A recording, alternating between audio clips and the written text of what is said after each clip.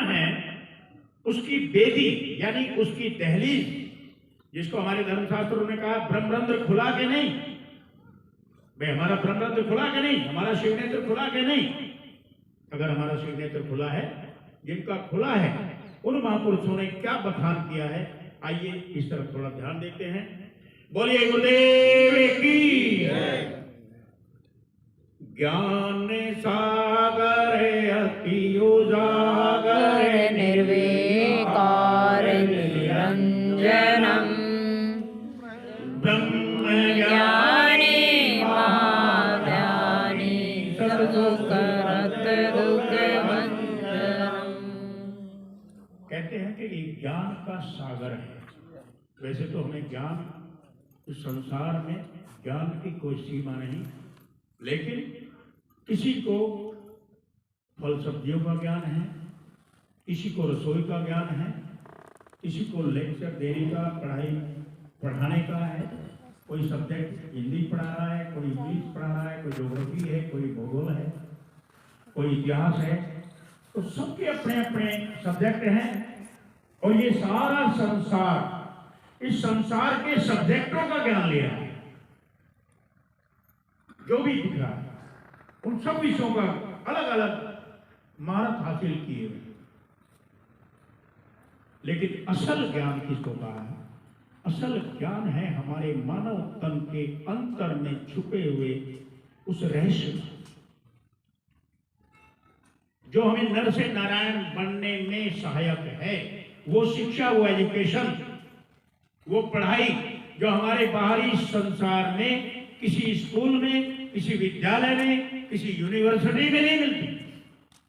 वो मिलती है केवल पूर्ण पुरुषों की सोबत में रहकर, उनकी शरणागत। इस संसार की जितनी विद्याएं हैं, हम अपना आधा जीवन उनको अर्जित करने में लगाते हैं, फिर कुछ समय के बाद वो सब जीरो हो जाता है। क्योंकि दो बातें बड़ी सच है संसार में। पहली ये कि हम सब यहां इस संसार में आए ही जाने के लिए हैं, रहने के लिए कोई नहीं आया, सबको जाना है। और दूसरा बड़ा सच ये है कि किसी को ये मालूम नहीं है कि कब जाना। किसी के पास ऐसा फिक्स समय नहीं है कि मैं तब जाऊंगा। जिस कार्य के लिए हमें मानव तन मिला है, हम उस कार्य को सबसे पहले करें तो ज्यादा बेहतर है। तो यहां कहा महापुरुषों ने, ये ज्ञान, ये नॉलेज, ये कार्य करने की विधि, ये मानव शरीर उसका समुद्र है, सागर है। हम इसमें जाएंगे तो पता लगेगा। ज्ञान सागर अति उजागर, कहता मैं उजागर करता हूं। गीता जी महाराज ने, मैं सिर्फ लाइट में ला रहा हूं, जो छुपी चीज है। निर्विकार निरंजनम, निरंजन वो निर्विकार है। निरंजन का मतलब निर्जमा अंजन, निर माने रहित, जुदा, अलहदा, अंजन माने माया। जो इस माया से जुदा है, जैसे श्री कृष्ण जी महाराज ने अर्जुन को समझाया, अर्जुन जो मुझे देवकी का पुत्र मानकर पूजते हैं वो लोग नादान हैं। ये श्रीमद् भागवत में लिखा है।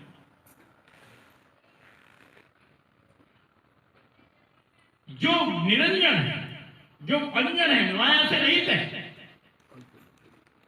वो निर्विकार है। बाकी सब विकार में है, सबके अंदर मल भरा हुआ है।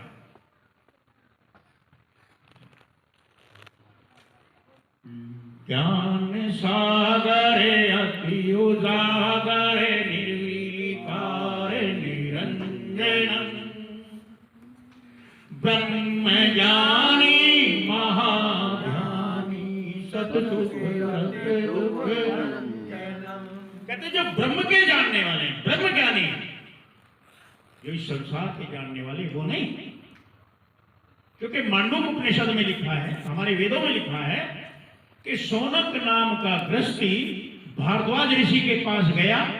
उसने कहा, महात्मन, मैं वो जानना चाहता हूं जिसके जानने के बाद कुछ भी जानना शेष ना रह जाए।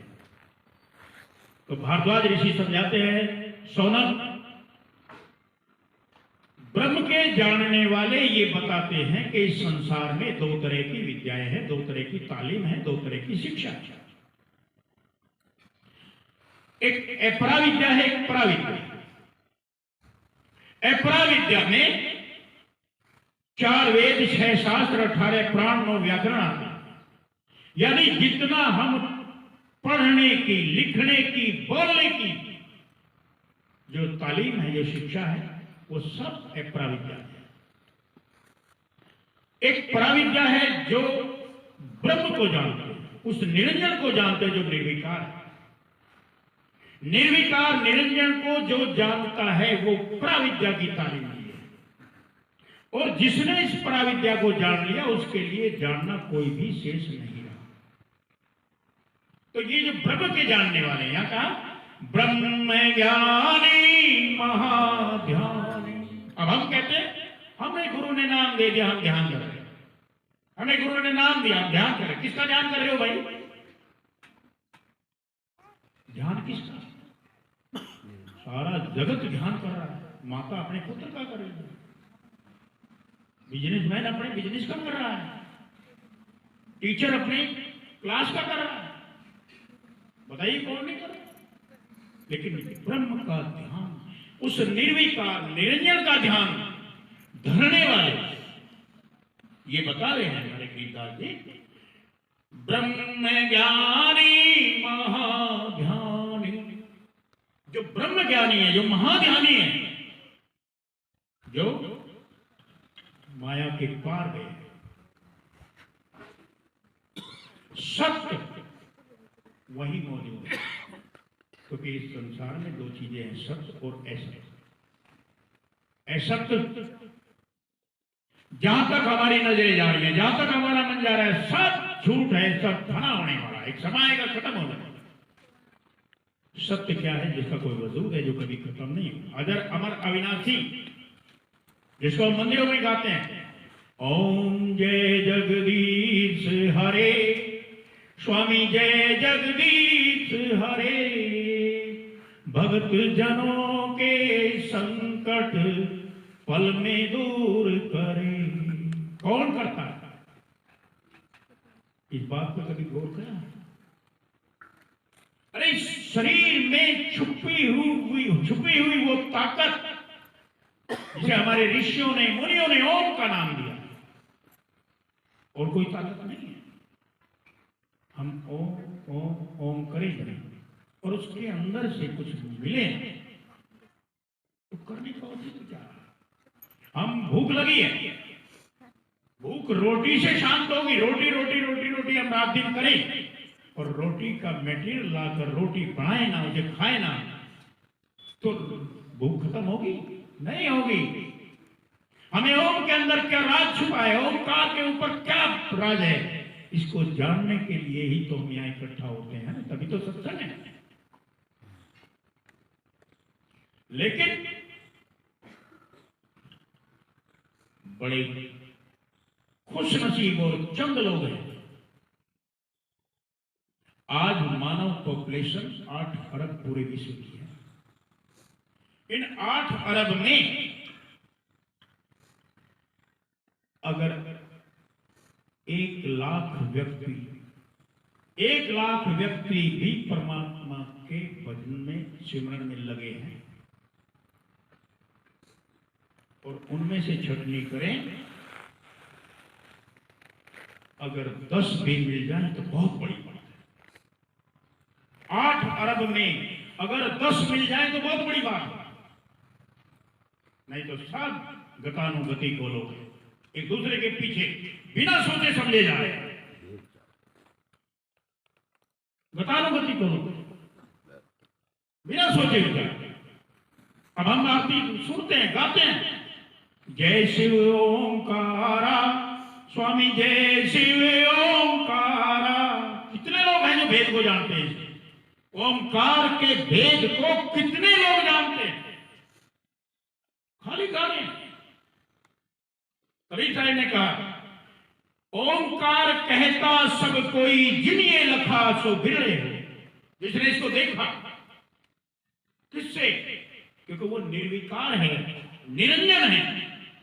तो जरूरी है कि हमारे इन चमड़े की आंख से तो वो दिखाई नहीं देगा जो माया से जुड़ा है।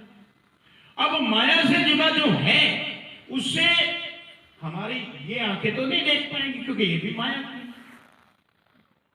तो हमें क्या करना है? ए बड़ ऊंचा होवे को तिस ऊंचे को जाने।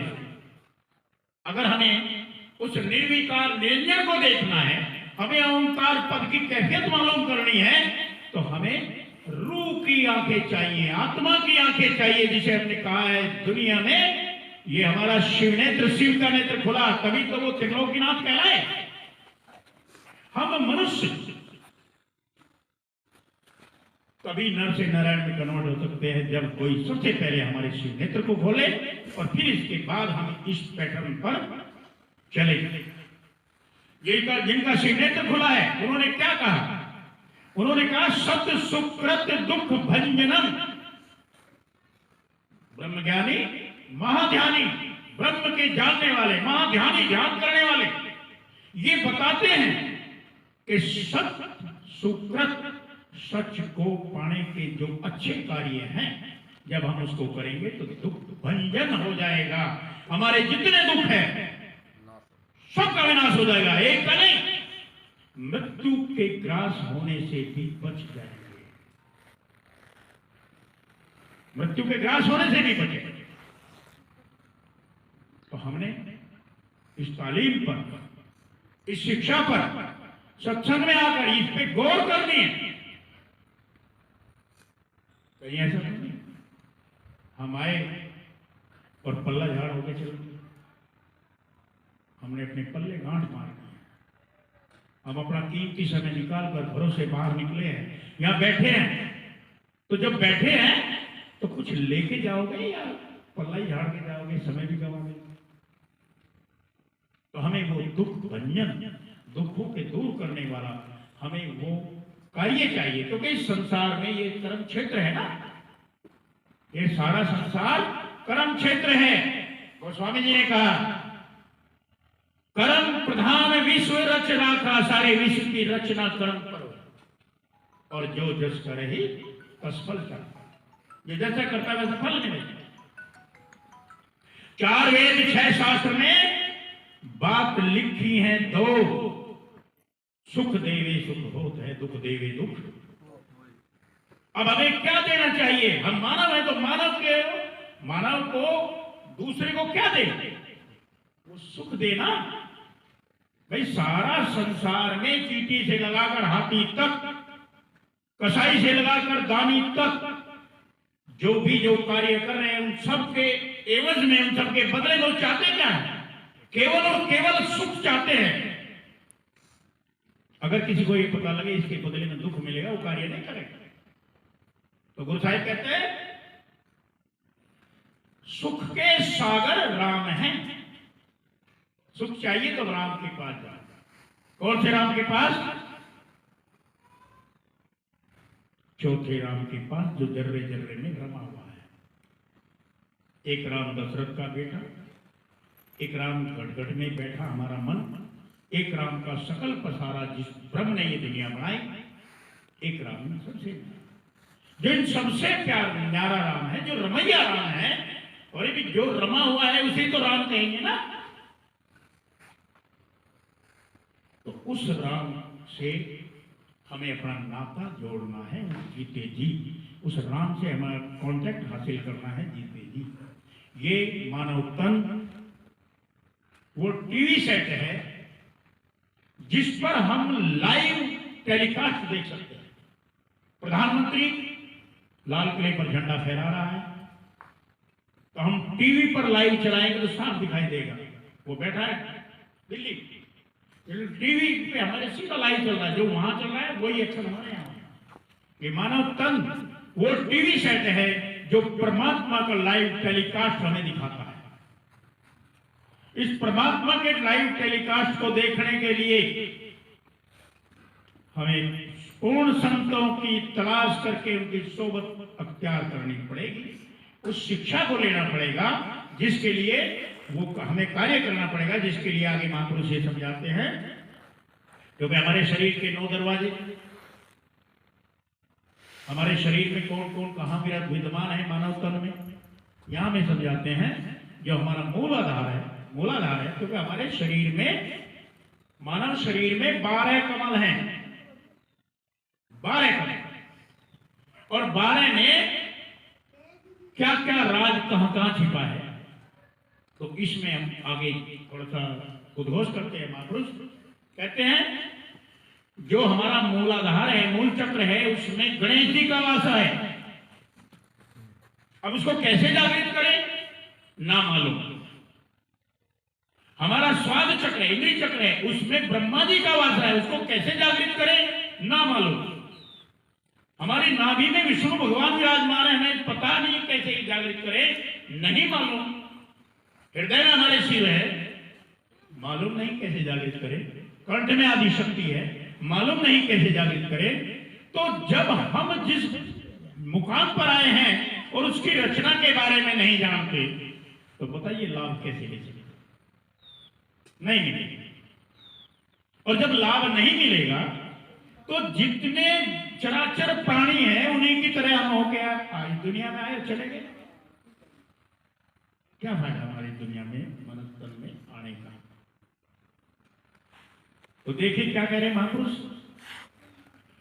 मूल चक्र गणेश वासारथ वरण जहां जानिए, किलियंग जापे कुलीन तज सब शब्द हमारा मानिए। कहते कि मैं तुम्हें बता रहा हूं भाई, मूल चक्र में गणेश जी विद्यमान है। अभी हमारी बहन जी ने गणेश जी के ऊपर एक भजन भी गाया था, क्योंकि सुखदायक है ना, तो हमें सुखों का जो स्रोत है यहीं से बिगड़ी है।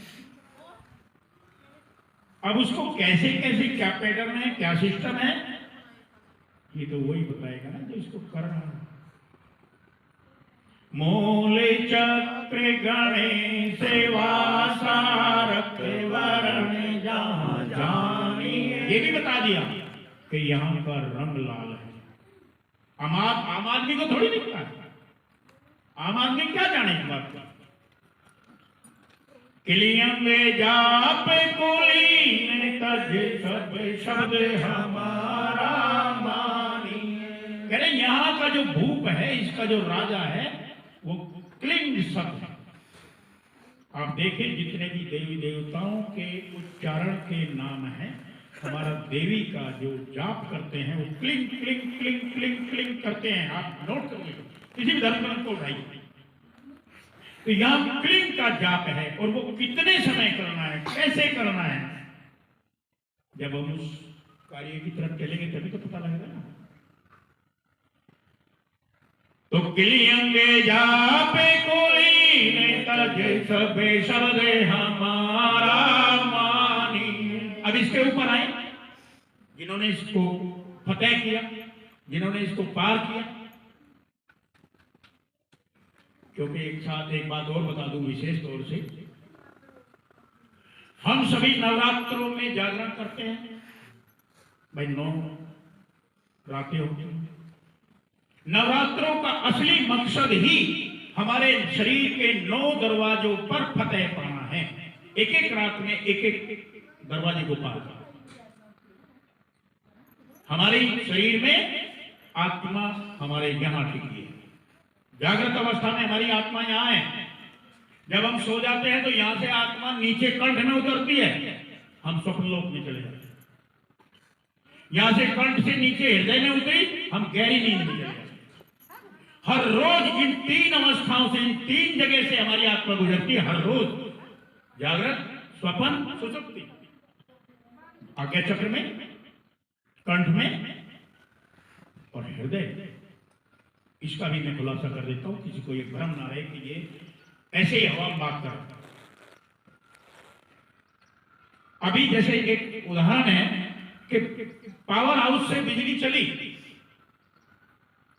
पावर हाउस में कहां से आई? भाखड़ा डैम से। भाखड़ा डैम ने सप्लाई पावर हाउस को, डिस्ट्रीब्यूशन सेंटर को करी और वहां से बिजली आई ट्रांसफार्मर में। ट्रांसफार्मर से बिजली आई हमारे घर में मीटर में, और मीटर से सप्लाई हुई हमारे जो घर के इंस्ट्रूमेंट लगे हुए हैं, उन इंस्ट्रूमेंटों में पंखा है, टीवी है, फ्रिज है। हम जिस भी फ्रिज के, टीवी के, पंखे को ऑन करेंगे वही चलेंगे। अगर हमारी सप्लाई मीटर तक रहे, आगे इंस्ट्रूमेंट में न जाए, तो वो एक्टिवेट तो नहीं होंगे, चलेंगे तो नहीं ना। हमारी आत्मा यहां मौजूद है, इसकी वजह से, इस आत्मा की वजह से हमारी आंखें काम कर रही है दुनिया को देखने, काम कर रहे हैं, नासिका सूंघने का कर रही है, जीभ चखने का कर रही है, स्किन हमारी स्पर्श का काम कर रही है। तो इसका मतलब ये सिद्ध हुआ ना, आत्मा हमारी यहां क्यों नहीं। अब हमारी इंद्रियां काम करते करते थक गई, तो ये रेस्ट चाहिए शरीर में। ये हमारे इंस्ट्रूमेंट है, डिस्चार्ज होगी, इसे रेस्ट चाहिए। अब हम सोने की तरफ चलेंगे, सोने की तरफ चलेंगे तो ये यहां से यहां उतरेगी, यहां से यहां उतरी तो ऊपर के सब इंस्ट्रूमेंट रद्द, कोई काम नहीं करेगा। कैसे? अब उदाहरण छोटा सा और ले लो। एक व्यक्ति अखबार पढ़ रहा है और मुंह में पान चबा रहा है, तो आंख पढ़ने का, आंख उस पर है लिखाई पर, और मुंह में पान है, तो पान का स्वाद आ रहा है कि नहीं आ रहा? अचानक उसे झपकी लग गई और क्या देखता है? घर में मेहमान आ गए, मेहमान आए, अब लाओ जी चाय लाओ, चाय ले आए, रसगुल्ले ले आए। अब वो सपने में रसगुल्ला खा रहा है, तो स्वाद उसका किसको आएगा? पान का है रसगुल्ले का? रसगुल्ले का आएगा ना। जबकि मुंह में पान है तो पान का स्वाद आना चाहिए ना, और नहीं, चूंकि वो यहां से यहां उतरी तो ये इंस्ट्रूमेंट डेड है। यहां से हमारी ये आत्मा यहां उतरी गहरी नींद में। एक माता है, बच्चे को अपनी छाती पे लिटा के सो रही है, बच्चे ने गंदगी कर दी, क्या उसको बदबू आएगी? नहीं आएगी। क्यों? क्योंकि इस इंस्ट्रूमेंट ने अपना फंक्शन बंद कर दिया। ऑक्सीजन में गंध और सुगंध लेने की ताकत नहीं है, ऑक्सीजन तो आम है, लेकिन हमारे इस नासिका में वो केमिकल लगा दिया कुदरत ने, जो खुशबू और बदबू को पहचान करे। हमारी जिह्वा में वो केमिकल लगा दिया जो हमारे स्वाद को बताएगा, हमारी आंखों पे वो चीज लगा दी है जो रूपता और सुंदरता बताएगा। अगर किसी को गहरी नींद आ रही है तो उसे क्या कहेंगे? कुंभकर्णी नींद सो रहा है, इसके बराबर में ढोल बजाएगा, कुछ नहीं होगा। तो इस इंस्ट्रूमेंट ने काम कर दिया ना बंद। अब इसने सबने अपना काम करना बंद कर दिया, तो घर में जो बिजली सप्लाई है वो इंस्ट्रूमेंट तो जो तो है, लेकिन आगे तो मीटर से आगे तो नहीं चल रही। ये सिद्ध हुआ जागृत, स्वप्न और सुषुप्ति। गोस्वामी तुलसीदास जी रामचरितमानस में लिखते हैं, तीन अवस्था तज हूं भज हूं भगवान, तीनों अवस्थाओं को त्याग दो, इनके ऊपर। तीन अवस्था, जागृत, स्वप्न, सुषुप्ति, तज हूं यानी कि इनके ऊपर आओ, फिर भज हूं भगवान, फिर भगवान को भजन करो। मन वचन कर्म अगोचर, वो हमारे मन से, हमारे वचन से, हमारे कर्मों से, क्योंकि हमारी कर्म इंद्रियां है ना, हाथ पैर, इनसे आगे है। मन वचन कर्म अगोचर, व्यापक। व्यापक कौन? हम जिस भी नाम से उसे पुकारें, जिसकी मन में जो मौज आई। कोई बोले राम राम, कोई खुदाए, कोई गोपे गुसैया, कोई अल्लाह। सबके अपनी मौत, जो जिस परिवेश में पैदा हुआ, जिसको जो सोबत मिल रही है, वो परमात्मा को उसी नाम से पुकार रहे हैं। कारण करीम, कारण करीम, कारण करण, सत्ता तो एक ही है ना। उस सत्ता तक हम पहुंचे कैसे? ये सत्संगों में तालीम दी जाती है, मौखिक रूप से, वर्गीय तौर से। ये है हमारी थ्योरी। अब कोई भी इंजीनियर है, अगर वो इंजीनियरिंग पढ़ रहा है तो थ्योरी से इंजीनियर नहीं बनता। पहले उसको थ्योरी करनी पड़ेगी, फिर प्रैक्टिकल करना पड़ेगा। मेडिकल है, कोई थ्योरी पढ़ रहा है, एमबीबीएस कर रहा है, तो उसको प्रैक्टिकल करना पड़ेगा। अगर कोई पायलट की ट्रेनिंग ले रहा है तो पहले थ्योरी करनी पड़ेगी, फिर किसी परफेक्ट पायलट के बाजू में बैठकर उड़ान भरनी पड़ेगी, नहीं तो करप्शन हो जाएगी। ठीक इस तरह से ये हमारी सबकी अपनी थ्योरी होगी। इसके बाद इस थ्योरी को प्रैक्टिकल में लाना। अब प्रैक्टिकल में कैसे लाए, ये भी तो हमारी समझ से बाहर है ना। अब इस प्रैक्टिकल को हम लाए, नर से नारायण में कैसे कन्वर्ट हुए। एक छोटा बच्चा शिव के ओहदे तक कैसे पहुंचा, कैसे शिव बना। एक छोटा बच्चा कैसे ब्रह्मा विष्णु बना। ये तालीम सत्संगों में मिलती है, पूर्ण गुरुओं के पास। तो जो पूर्ण महापुरुष है वो आगे क्या कहते हैं। अब आगे चलिए, पहले मूलाधार में चले। वो मूल चक्र गणेश वासा रक्त वर्ण जहां जानिए